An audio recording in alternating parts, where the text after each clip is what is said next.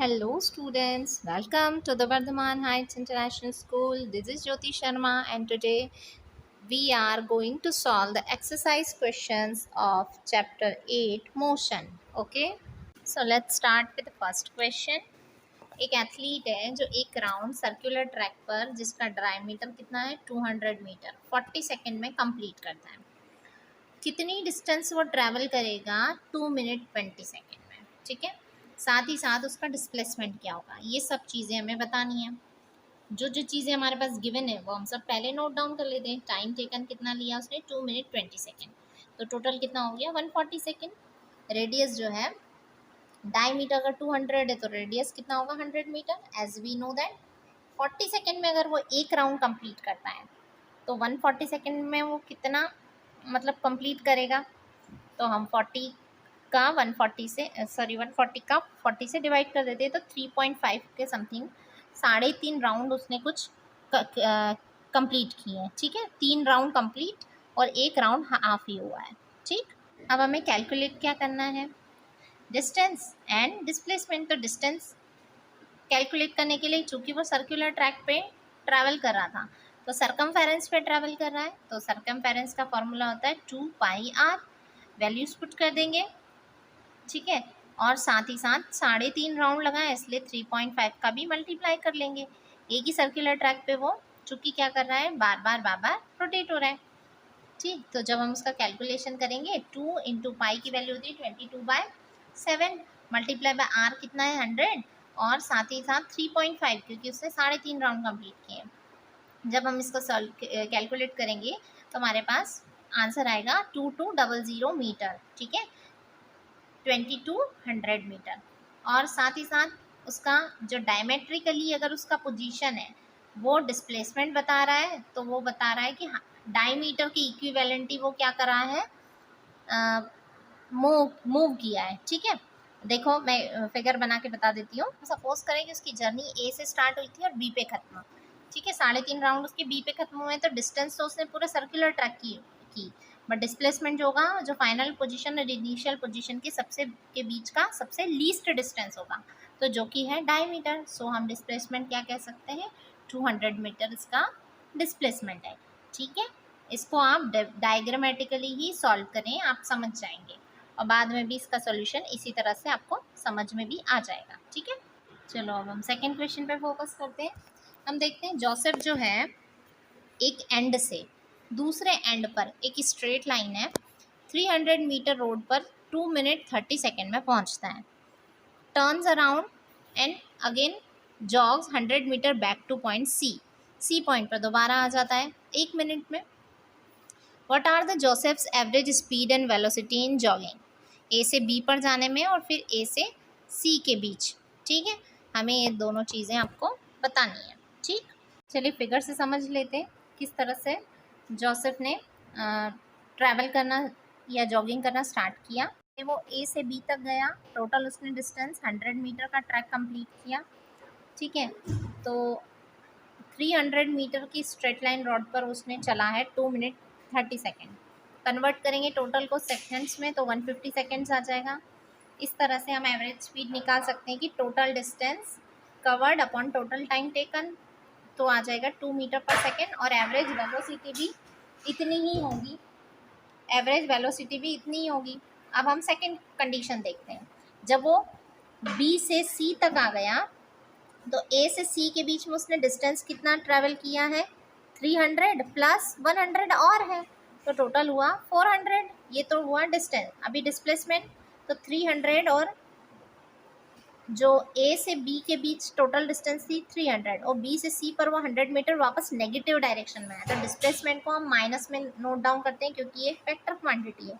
तो डिस्प्लेसमेंट कितना हो जाएगा, उसकी इनिशियल पॉइंट से फाइनल पॉइंट के बीच में डिफरेंस है 200 का। ठीक है, टाइम कितना लगा, तो जो टाइम पहले लगा था 150 सेकेंड्स लगे थे, अभी कितना टाइम और एक्स्ट्रा लग गया है 1 मिनट और लगा। ठीक है, इस 150 में हम 60 सेकेंड्स को और ऐड कर देंगे तो टोटल आ जाएगा हमारा 210 सेकेंड्स। ठीक है, एवरेज स्पीड निकालने के लिए अगेन फॉर्मूला वही है 400 अपॉन 210, तो आंसर हमारे पास आएगा 1.9 मीटर पर सेकेंड। और एवरेज वेलोसिटी के लिए तो हम अब एवरेज वेलोसिटी पे बात करेंगे।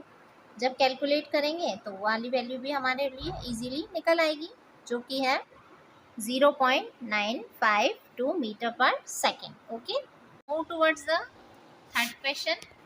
Abdul, driving to school, computes the average speed of his trip to be 20 kilometre per hour.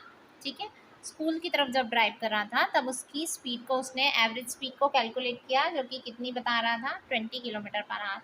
But जब वो रिटर्न ट्रिप पर आया सेम रूट से, तो वहाँ पे ट्रैफिक कम था, तब उसकी एवरेज स्पीड कितनी हो गई, 30 किलोमीटर पर आवर। ठीक है, तो हमें क्या करना है, अब्दुल की कंप्लीटली एवरेज स्पीड पता करनी है। ठीक है, आने और जाने दोनों की। ठीक, अब हम मान के चलते हैं कि दोनों ही डिस्टेंस तो बराबर है, चाहे एवरेज स्पीड कुछ भी हो। घर से स्कूल की तरफ और स्कूल से घर की तरफ अगर सेम रूट से आए तो डिस्टेंस में तो कम से कम कोई चेंज नहीं होगा। हाँ, टाइम को लेकर ज़रूर चेंजेस आ सकते हैं। फॉर्मूले में हम रख देंगे, चूँकि हमको मालूम है as we know that distance upon speed is equals to time होता है। तो टोटल टाइम अगर हमें मालूम हो जाए तो हम एवरेज स्पीड भी पता कर लेंगे, इस तरह से कि हमने रख दिया फॉर्मूले में x अपॉन 20 आर कब लगा, जाने में, और x अपॉन 30 कब लगा, आने में। तब टोटल टाइम कितनी होगी होल ट्रिप की, इनका एलसीएम लेंगे तो पता चलेगा 5x अपॉन 60 आर। ठीक है, टोटल डिस्टेंस कितना कवर किया, 2x किलोमीटर। क्यों, x आने का और x जाने का, तो डिस्टेंस है इसलिए दोनों का सम हो जाएगा। ठीक है, तो कितना हो जाएगा 2x। Average speed is equals to क्या होता है, total distance upon total time. तो टोटल डिस्टेंस हमारी कितनी हुई है, 2x अपॉन टाइम है तो 5x अपॉन 60। जब हम इसको कैलकुलेट करेंगे तो रिजल्ट आपके सामने है, मिल ही गया 24 किलोमीटर पर आवर। देखा, जब कुछ नहीं भी दिया है तो भी इससे कैलकुलेट करना बहुत ही आसान है, बस हमें लॉजिक लगाने की देर है। ठीक, अब फोर्थ क्वेश्चन को देख लें। एक मोटर बोट है जो रेस्ट से स्टार्ट करती है, लेक एक्सेलरेशन, मतलब किस में चल रही है, वो लेक में चल रही है, अपने आप को एक्सेलरेट करती है स्ट्रेट लाइन के थ्रू कांस्टेंट रेट से, जो कि कितना है 3 मीटर पर सेकेंड स्क्वायर। कितने टाइम में, 8 सेकेंड में। How for does boat travel during this time. हमने क्या किया, जो जो गिवन है सब कुछ नोट डाउन कर लिया। u 0 दिया हुआ है, a जो है 3 मीटर पर सेकेंड स्क्वायर दिया है, टाइम जो है 8 सेकेंड दिया है। हमें डिस्टेंस पता करना है और कितना दूर साथ ही जा रही है वो इस टाइम में, ये पता करना है। तो हम सेकेंड इक्वेशन ऑफ मोशन का यूज़ करेंगे, तो ut वाला फंक्शन तो पूरा ज़ीरो हो जाएगा, रीज़न क्योंकि ज़ीरो से ही मल्टीप्लाई हो रहा है। यानी हमें कैलकुलेट कितना करना है, केवल हाफ AT स्क्वायर, जो कि कितना आ जाएगा 96 मीटर। ठीक, let's move towards the fifth question. एक ड्राइवर है जो कार को 52 किलोमीटर पर आवर की स्पीड से ट्रैवल करवा रहा था और अचानक उसने ब्रेक लगा दिया, तो वो एक्सेलरेट हो गई इन अपोजिट डायरेक्शन और 5 सेकेंड बाद कार रुक गई है। दूसरा ड्राइवर है 34 किलोमीटर पर आवर की स्पीड से आ रहा था और उसने भी ब्रेक लगाया, कार 10 सेकेंड में रुकी। On the same graph paper, plot the speed versus time graph for two cars. दोनों कार के लिए बताना है हमें ग्राफ प्लॉट करके। Which of the two cars traveled farther after the brakes were applied? और ये भी बताना है कि कौन सी कार ज़्यादा दूर तक चली ब्रेक अप्लाई करने के बाद, यानी डिस्टेंस कितना ट्रेवल किया अप्लाई करने के बाद ब्रेक। ओके, सबसे पहले हमें किलोमीटर पर आवर को मीटर पर सेकेंड में कन्वर्ट कर लेना ज़्यादा आसान होगा। ठीक है, तो हमने क्या किया, 52 इंटू 5/18, यही फिगर में हमें दिख रहा है आपको। 5/18 वाला रूल मैं आपको पहले भी बता चुकी हूँ। एरिया जो है कितना डिस्टेंस ट्रेवल किया ऐसे पता चल सकता है, हाफ ट्राइंगल का बताना है, हाफ AO इंटू BO। आपको पहले से ही पता है कि स्पीड इज इक्वल्स टू क्या होता है, डिस्टेंस अपॉन टाइम। अगर स्पीड और टाइम का मल्टीप्लाई कर दें तो हमें क्या मालूम हो जाएगा, डिस्टेंस पता चल जाएगा। बिल्कुल, बस वही चीज़ें हमने रख दी, 52 किलोमीटर पर आवर और 5 सेकेंड, ये मल्टीप्लाई कर दिया और हाफ और कर दिया, तो हमारे पास आंसर आ गया 36.1।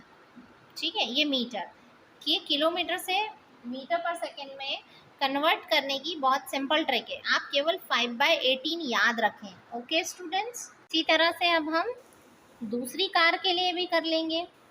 हाफ CO अपॉन DO, ये एरिया ऑफ ट्राइंगल है और एरिया क्या बताता है, स्पीड टाइम ग्राफ में आपने ये टेक्स्ट बुक के एक्सरसाइज में भी सॉल्व किया था, डिस्टेंस बताता है। 34 आपका वैल्यू था स्पीड का और 10 सेकेंड ये आपका क्या था, बिल्कुल टाइम। ठीक है, 1 किलोमीटर में 1000 मीटर होते हैं और सेकेंड्स में 3600 सेकेंड। कैलकुलेट किया तो 47.2 मीटर आया। इससे हमें कंपैरिजन करने में भी आसानी रही कि पहली कार जो है 36.1 मीटर पर रुक रही थी और दूसरी 47.2 मीटर पर। इसलिए हम कह सकते हैं कि ब्रेक अप्लाई करने के बाद सेकेंड कार ने ज़्यादा ट्रैवल किया comparison to first car. Okay, for next questions we will meet in the next video again. And if you have any query regarding this question, please write down on comment box and you can make call to us also.